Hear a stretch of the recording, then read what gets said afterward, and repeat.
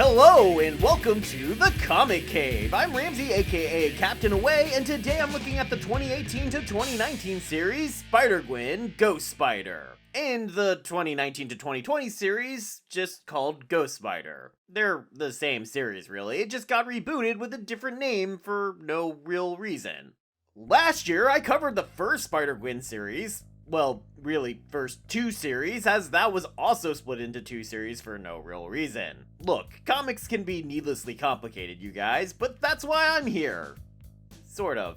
Anyway, if you want to know about the history and story of this Gwen Stacy, you could always go watch that video, but you probably won't, judging from the fact that it's one of my least viewed videos from 2021, which probably begs the question as to why I would then even bother covering the sequel, which is almost destined to get even less views, and that's a really great question. Anyway, what you need to know is that this Gwen comes from an alternate universe called Earth 65, where she was the one bitten by that radioactive spider instead of Peter Parker. Peter then, jealous of the Spider-Woman's abilities, ended up turning himself into her first supervillain as the Lizard, but the serum that created him also killed him, and Gwen's had to live with that guilt ever since. Eventually it would be revealed that an evil version of the character Silk from Gwen's universe was the one who created Gwen's powers, and she also somehow takes them away. But the Kingpin, deciding he needs the challenge of a superhero, uses a symbiote created by Elsa Brock to give Gwen back her powers. The series would come to an end with Gwen going to jail for reasons I'm still not entirely clear on, but has something to do with being held responsible for her actions as Spider-Woman, which means that her entire world now knows that she is Spider-Woman, though they take to calling her Spider-Gwen.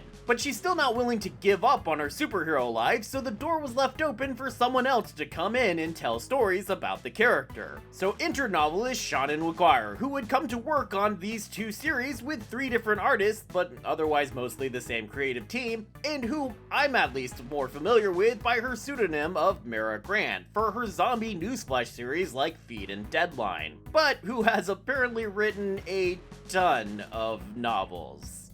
Like, a ton. She also apparently claims to be a lifelong comic fan and was excited for the chance to write about Gwen Stacy. So let's find out if that experience and enthusiasm combine together to make a worthy follow-up to Gwen's first series and take this away.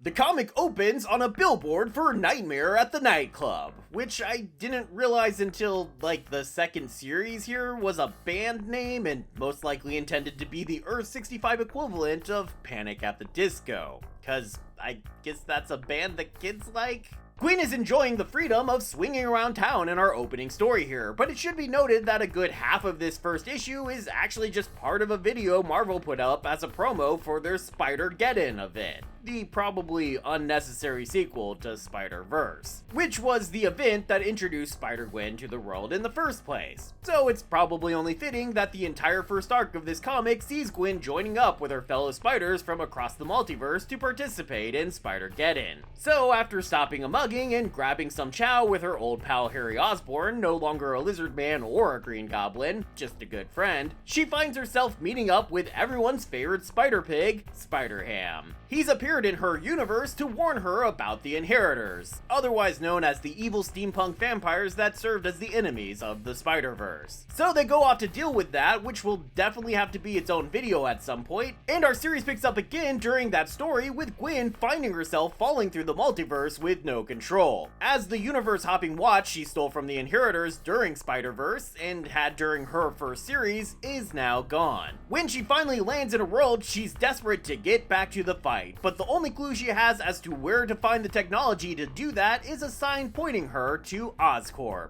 But all she finds there is what looks like an abandoned building and, of course, the Green Goblin. Gwen briefly fights this Lady Goblin, but the red-headed villain gets away, leaving Gwen at the abandoned Oscorp building with Peter Parker. Dun dun dun! Peter quickly fills us in on what's going on with this world. It seems here, Harry Osborn was the one bitten by the radioactive spider, granting him spider powers. Peter and Gwen, as lab assistants at Oscorp, would then assist Harry in becoming a superhero. And Mary Jane was also there apparently, though it's not really specified why or what her purpose was. but there definitely seems to be some strong hinting that her and Gwen were in a relationship. Which may be why Gwen chose red hair for her goblin persona. Because yeah, it was Gwen who developed the Green Goblin armor as a way to become a superhero alongside Harry, and the two became big-time superheroes on their world. But one day during an attack by Sandman on police headquarters, Gwen's dad was killed when he was, in a rather familiar incident, crushed by falling debris. Spider Harry was then blown up by one of Gwen's pumpkin bombs and died as well. And to top off this trifecta of disasters, the circuits that allowed Gwen to mentally control her glider were possibly damaged at the same time. All of this seems to have driven Gwen crazy, and now she's become a supervillain Green Goblin. Peter tells Spider-Gwen all of this because he wants her help restoring Gwen back to normal, and also because Green Goblin Gwen may be the only one mechanically smart enough to help Spider-Gwen get back to Spider-Getting out of there.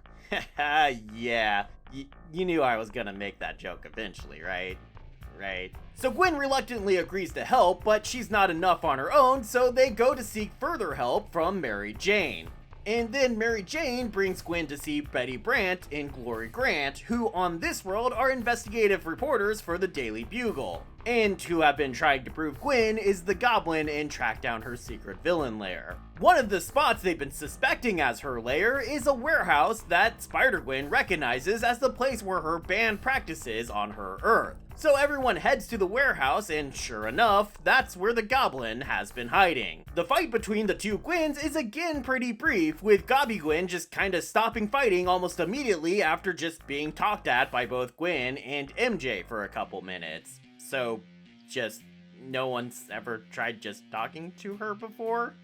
Weird. With her mind and rationale apparently magically restored, Gobblagwen helps create a tiny little spider necklace tied to Spider-Gwen's DNA that apparently will allow her to travel the multiverse at will, which is an impressively incredibly sophisticated device for a world that didn't even know the multiverse existed a few hours ago. So Gwen heads back to the big event, and when we catch up to her in the next story, Spider-Geddon is all over and Gwen has organized some funerals for her fallen spider comrades. I won't go into detail here because spoilers, other than the spoiler I've already given about Spider-Man Noir in a video I did earlier, and Gwen briefly travels to his universe to inform his supporting cast about his secret identity and his death. And I guess they're suggesting his universe Black Cat liked him more than she was, letting on. We also get to see Lady Spider briefly, and seriously, Marvel, how have you not made a Lady Spider comic yet? I mean, it's a chance to do a steampunk Spider-Man comic. And her villains call themselves the Six Men of Sinistry. That's not even a word, but it is pure gold. Seriously, Marvel. Okay, I'm sorry, I'll stop. I'm not backing down, but I'll stop for now. Moving on. Finally back from Spider-Geddon, Gwen tries to get on with her life. She keeps up with practicing with the Mary Janes, she spends some time hanging out with Harry Osborn, a relationship that seems to be getting pretty serious as they even go on a date, and she even starts a new job. Sort of.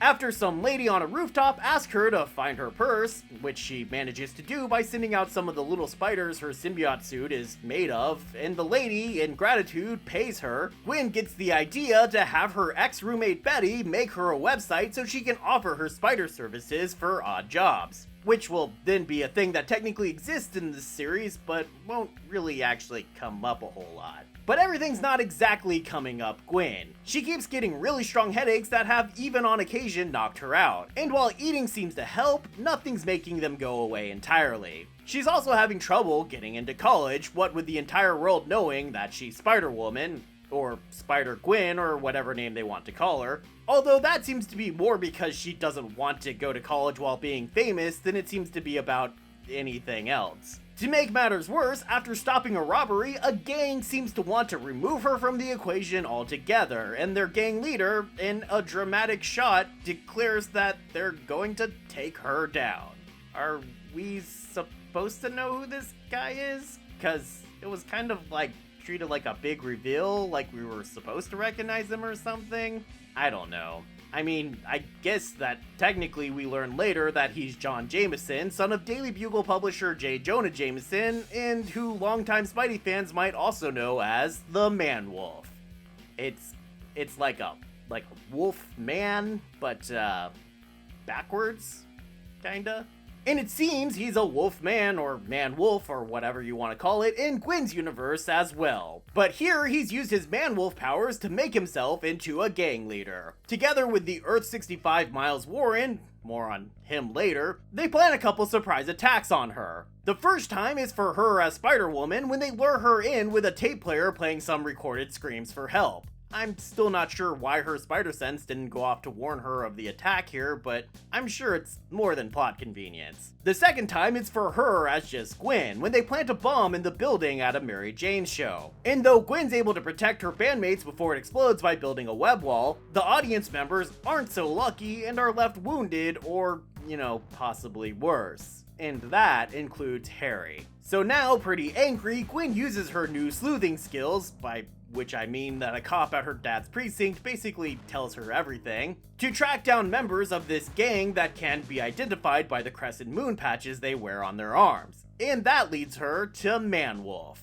Man-Wolf attempts to give her a big man villain speech, but Gwen just laughs at him before quickly beating the crap out of him and having the cops come haul him away. Seriously though, I love this moment where he's like, "But don't you want to know about how I came to be this way?" And she's just all like, "No, zip it." To deal with her headaches and other weird problems with her symbiote, Gwen has also tried to meet with Elsa Brock. Only she no longer seems to exist in Oscorp's database, her office at Oscorp has been completely cleared out, and even a Zoogle search yields no results. Left unsure about what to do, Gwen uses her magic spider necklace to travel to the regular Marvel universe, or 616 universe, to meet with Eddie Brock. Only since Eddie's no scientific genius, Peter offers to take a look at her symbiote and figure out what's going on with it. Well, after they fight a dinosaur covered in a swarm of Nazi bees. That's a thing that actually happens, so, there was no way I wasn't mentioning that. I mean, he literally says prehistoric glory. That's my new favorite phrase in the English language. After they deal with that, a young girl asks Gwen what her name is, and she replies Ghost-Spider, because Gwen's been kinda feeling this whole time like she needs a new name, and also that she's haunted by the ghost of all those who have died around her, so, Ghost-Spider. So, yeah, if you've been wondering this whole time why the series was called Spider-Gwen Ghost-Spider, well, you're finally getting your answer here, 3 pages from the end of this first series. Cool.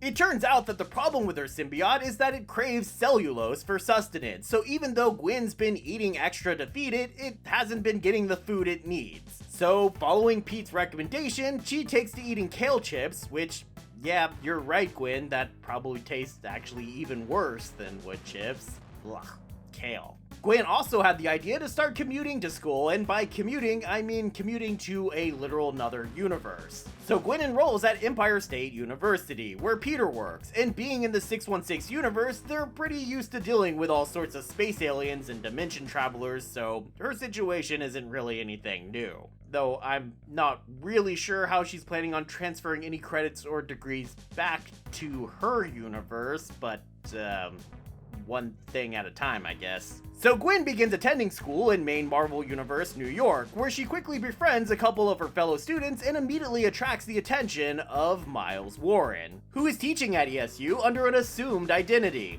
And that's not the Miles Warren we saw earlier working for Man-Wolf, but the actual original universe Miles Warren. And for those who don't know, Warren is an old supervillain called the Jackal, and he was obsessed with Gwen.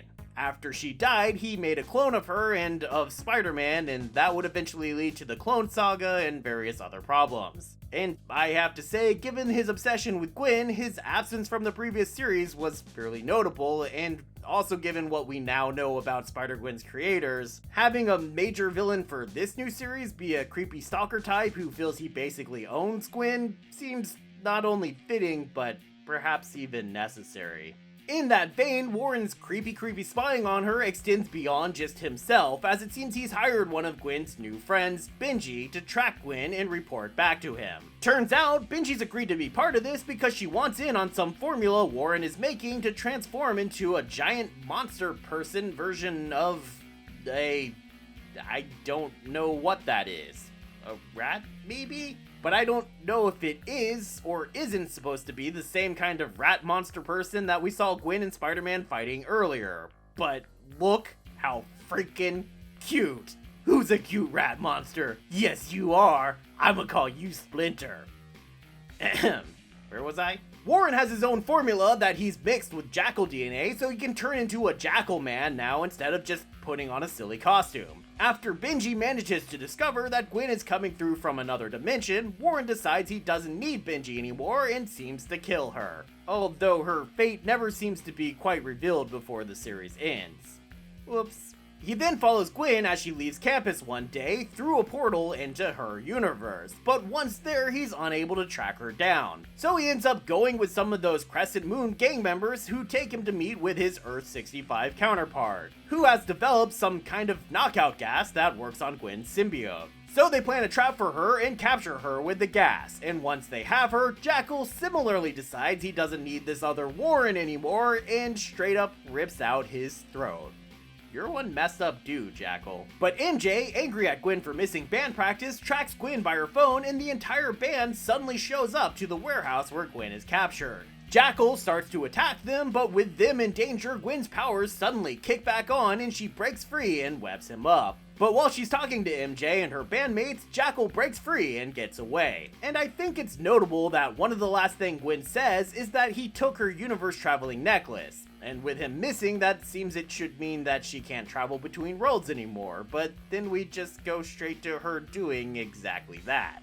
So, I don't know. But also, maybe she shouldn't, because some developments have occurred in the main Marvel U that have outlawed underage superheroing. And Peter tries to warn her of the dangers of her continuing to come across to his world. Gwen's not at all happy about being told she's too young to be who she wants to be, but it doesn't end up mattering much because she spends most of her time after this in her own world. Because suddenly, her world Sue and Johnny Storm are returned to the public limelight. We already saw Reed Richards in the Spider-Women story earlier as a young elementary school age super genius, and as we discover, he is familiar with his counterparts from other universes. But this Reed Richards has nothing to do with the rest of the Fantastic Four on this world. We also saw Sue and Johnny Storm on a magazine cover during that same arc as what appeared to be main characters on a popular reality TV show, and that a little bit seems to contradict some of the story we're about to get here, so I guess this single panel joke cameo was forgotten about or ignored. Because the story we're given now is that when this Sue and Johnny were kids, they were unexpectedly thrown into the public eye when their father was arrested for being a serial killer. Their mother, a high society woman, was left desperate to maintain her style of living, so she did the only thing she could.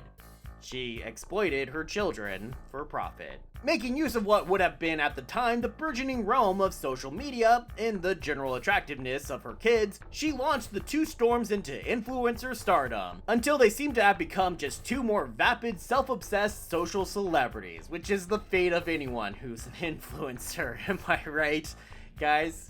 Then one day they went to Latveria for a photo shoot and promptly disappeared. This launched a worldwide search for the siblings that turned up nothing, until after about 4 years they suddenly reappeared in the middle of New York on their own for no apparent reason. They claim to remember nothing about their lost time, but as we will soon learn, they actually spent the time with Earth-65's Victor Von Doom, who somehow helped them gain superpowers, which I guess they wanted for some reason, and let them use his castle to train and stay hidden from the world.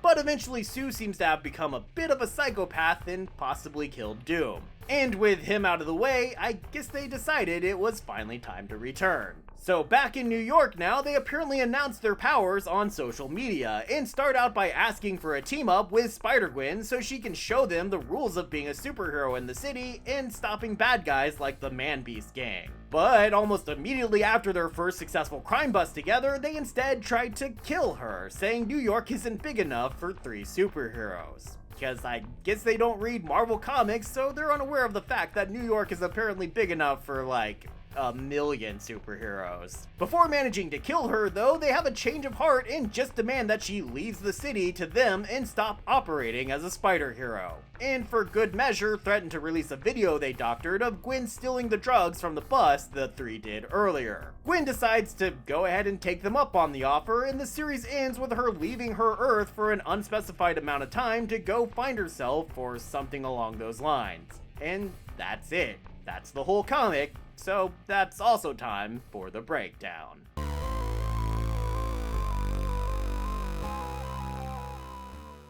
I've talked on the channel before about some of the problems with getting novel writers to come write comics, like in the third Spider-Man Noir or in Miss America, and mostly it's pacing problems. Writing for comics is just different than writing for other mediums, and if you're not used to the pacing, it's something that's really hard to learn. So I have to say I'm pretty surprised to not find it a problem here. It makes me definitely believe McGuire when she says she's a comics fan, because she picks up the pacing and flow really surprisingly well straight from the beginning. And that's especially surprising because this comic is honestly boring? That's not to say that there aren't things that aren't well done. McGuire really focuses in on who Gwen is, not just as a superhero, but as a person. We really get a look into her personality, not just in her continued loudmouth sarcasm, but in little things like when she stops to pet the cat while waiting for a client. It's a nice little detail easily overlooked. Or how we spend a lot more time in these two series with Gwen's supporting cast. We get to see what her dad is up to on multiple occasions, we check in several times on the Bodega Bandit, and I'm never left confused like in the previous series as to whether or not Gwen was supposed to still be in the Mary Janes.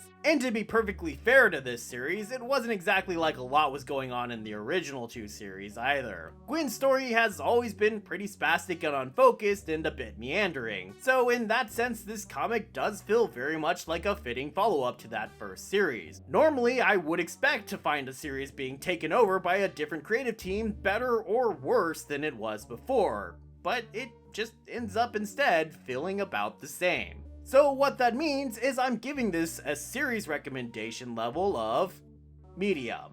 It doesn't break anything that the first series did right, but it doesn't really fix much either. It feels mostly like more of the same, so it's totally worth the read if you finish the first series and still crave more Spider-Gwen. The collected editions get 4 sleepy good kitties. You're gonna get scratches, yes you are.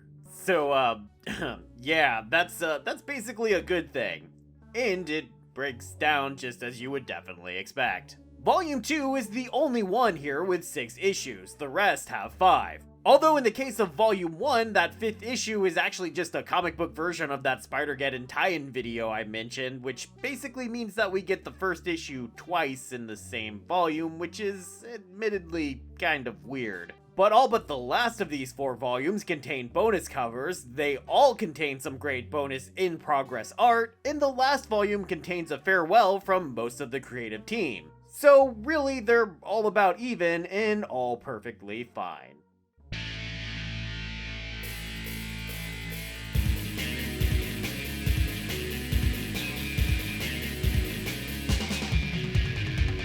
Thanks everybody for watching. I have to say I was pleasantly surprised that this series wasn't half as bad as I was expecting. If you enjoyed this series or this video, or just want me to get back to the New 52 already, or anything else, feel free to leave a comment below. And like always, be sure to like and subscribe, and I hope to see you next time, right here in the Comic Cave.